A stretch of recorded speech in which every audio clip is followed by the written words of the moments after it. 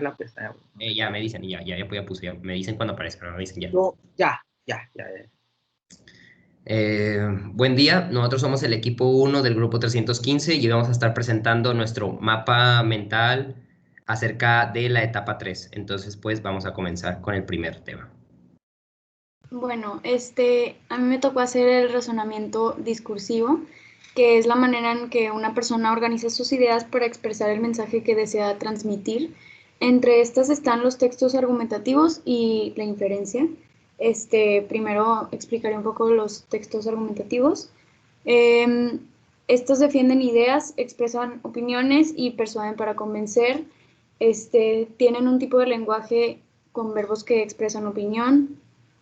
Unos ejemplos son reseña críticas, ensayos, anuncios publicitarios, artículos de opinión,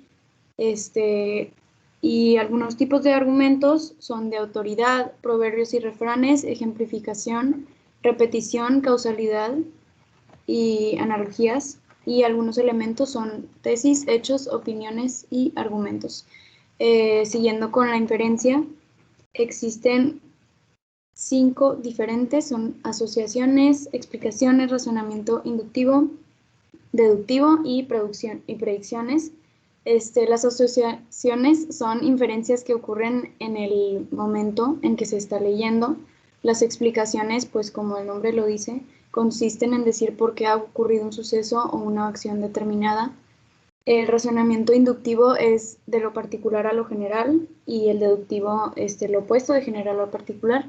Y las predicciones son inferencias que permiten hacer proyecciones, anticiparnos a los hechos o determinar consecuencias o resultados de las acciones que se presentan en un discurso oral o escrito.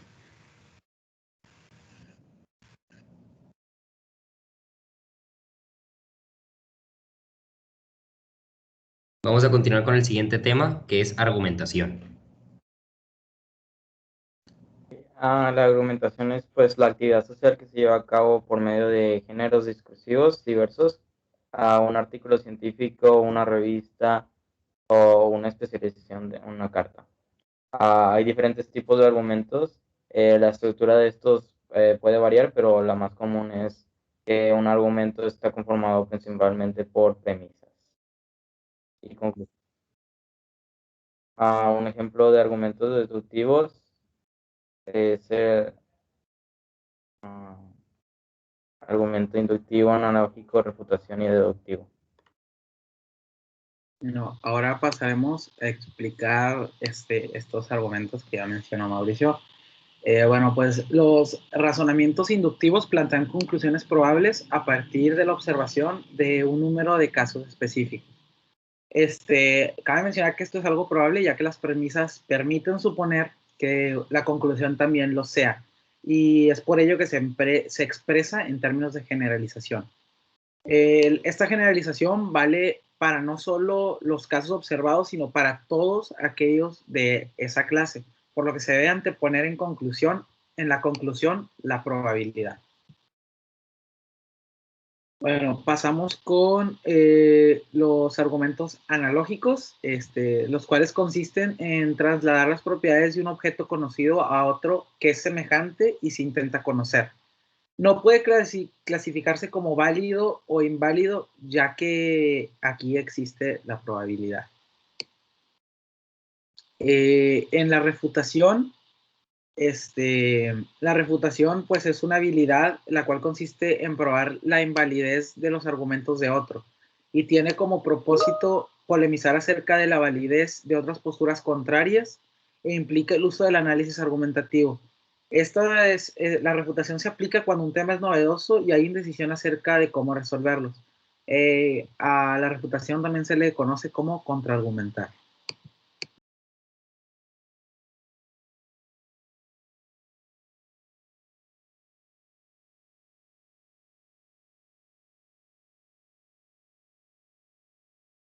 Ahora seguiremos con el siguiente tema, que es interpretación.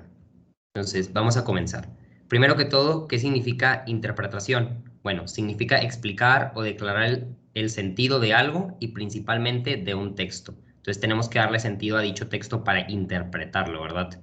No se debe confundir con algunas otras palabras como entender, que es tener una idea clara de las cosas, es percibir el significado de algo aunque no se comprenda. Comprender es la capacidad para establecer relaciones entre el contenido del texto y los conocimientos previos propios del lector. Y interpretar, a diferencia de estos, se refiere a dar una significación propia, individual y única para construir un nuevo significado del texto. Entonces, esto es más o menos lo que significa interpretación y con los términos con los que se podría confundir. Pasamos al siguiente tema, análisis de textos.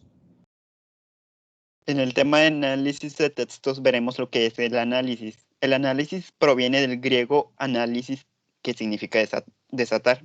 El análisis es la habilidad de razonamiento discursivo que permite descomponer un todo en sus partes. Los propósitos del análisis pueden variar. Existe el propósito para definir, discutir, estructurar, relacionar y describir. Cuando se quiere definir vamos a buscar reconocer las características esenciales de las secundarias. Cuando queremos discutir, se implica relacionar los conceptos y juicios para evaluar su veracidad. Para estructurar, debemos determinar las características más importantes de algo y establecer cómo se conectan entre sí. Luego, para relacionar, se establecen nexos y se destacan funciones. Y por último, para escribir, se distinguen las características físicas o de otra índole. Del análisis surge el resumen y el síntesis. El resumen es un texto que deriva de uno más extenso. Es breve pero sin omitir detalles o aspectos principales del contenido original. Algunas características del resumen es que menciona el nombre del autor, tiene coherencia con respecto al texto original y respeta las ideas del autor. Luego, la síntesis es una composición de un todo por la reunión de sus partes. Su finalidad es que se puntualice solo lo esencial por medio de la paráfrasis y producir otro texto a partir de una fuente o texto original. Luego, para la analogía, es un razonamiento basado en la existencia de atributos semejantes en seres o cosas diferentes. La analogía se puede dividir en tres tipos de analogías. Analogías verbales que son relaciones que se establecen entre dos palabras distintas y motivan el desarrollo del razonamiento discursivo. Algunos de los tópicos básicos de la analogía es la lógica, que es el uso del término y el papel que desempeña en un contexto determinado. También la sinonimia, que son rasgos comunes entre significados, y por último la antonimia, rasgos opuestos entre significados.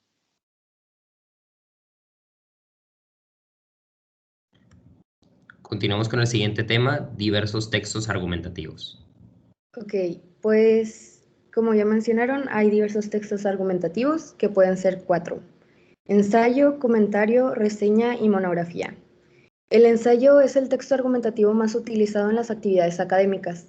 Este tiene como propósito despertar el interés sobre un tema para propiciar la reflexión en los lectores. Las características esenciales para la estructura de estos textos son la capacidad de observación e interpretación de los hechos, también la capacidad para emitir juicios de valor, manejo de la argumentación y el dominio del lenguaje. También es necesario decir que el ensayo es un texto subjetivo y breve, aunque su extensión depende de la profundidad con que se desarrolle el tema. Después tenemos el comentario, que es un discurso oral o escrito en el que se exponen opiniones, puntos de vista o críticas. En este tipo de texto el autor tiene la libertad de elección en el orden expositivo de las ideas. Es decir, que pues él puede elegir como el orden en el que va a estar, ¿verdad? Después tenemos la reseña, que viene en el latín resignare, que quiere decir tomar nota, escribir, anotar. La estructura de la reseña se compone de 3 partes principales: ubicación y contextualización de la obra y del autor, síntesis del contenido de la obra, valoración de la obra en caso de ser una reseña crítica. También es necesario mencionar que se define como un escrito que tiene como objeto de escribir. Y por último tenemos la monografía, que trata de un solo tema, y esta se puede dividir en subtemas que cumplen una función subordinada, lo que ayudará al autor a organizar mejor las ideas y al lector a entenderlo mejor. Bueno, este es nuestro mapa mental acerca de toda la etapa 3. Esperemos que lo hayan disfrutado y que lo hayan entendido en su totalidad. Muchas gracias. Buen día.